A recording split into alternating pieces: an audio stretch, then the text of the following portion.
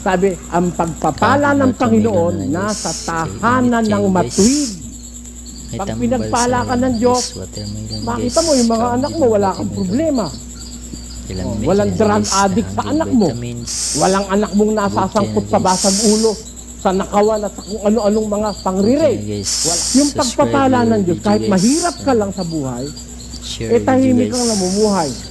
Ang anak mo, di mo problema. Ang misis mo, di mo problema. Hindi ka naman problema ng misis mo. Hindi ka naman problema ng mga anak mo. Walang lasenggo sa inyo.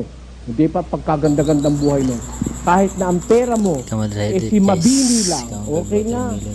Marami ka mang anak, nagkakaunawaan, may pagmamahal, may takot sa Diyos. Sabi ng Diyos, pagpapalain niya, wala kang problema. Magkasakit man, sakit na palagnat-lagnat, sakit ng ngipin, sakit ng ulo. Pinagpapala ka ng Diyos eh. Pag ang Diyos ang